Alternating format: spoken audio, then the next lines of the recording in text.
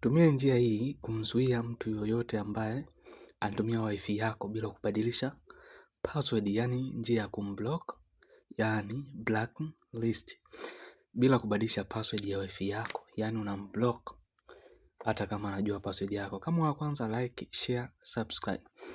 Acha tuende kwenye topic. Ingia Chrome au Google, kisha usearch router network. Zitakuja peji kadhaa. Utapaswa uchague hii peji yenye IP address ya router yako ambayo inaanzia na namba. Usichague ya juu ambayo ya router. Hii itakupeleka moja kwa moja kwenye peji ya router yako na kuifanyia setting. Baada ya kuingia kwenye peji ya router ya IP yako, utabonyeza login. Na hapa moja kwa moja huwa tuna login kwa kutumia admin.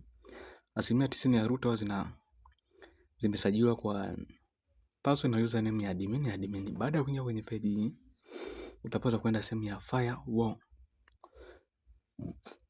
Kabla ya kwenda kwenye firewall, utarudi home, alafu hapo chini utaona device ama address ya device ambayo imehusika, na huko kushoto ni majina ya device.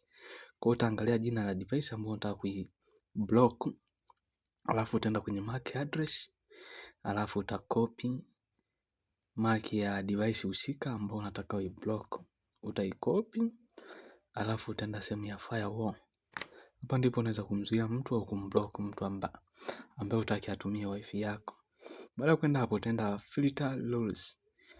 Baada ya hapo utabonyeza sehemu ya add, yani utaongeza, itafunguka sehemu ya kwanza IP protocol, utaiacha hiyo, utapaste ile MAC address, afu utaandika jina au kifaa husika ni fulani ambaye unataka kumblock. Utaandika Infinix, Tecno, labda Juma, ni wewe mwenyewe, alafu utasave. Moja kwa moja utakuwa umemweka kwenye list ya watu ambao utawa black au kwa blacklist. Kwa hapa kuna neno blacklist na whitelist. Kama unataka mtu asitumie internet kwenye list yako, weka whitelist. Hii itazuia kabisa asitumie internet. Ukiweka blacklist, ataendelea kutumia tu internet.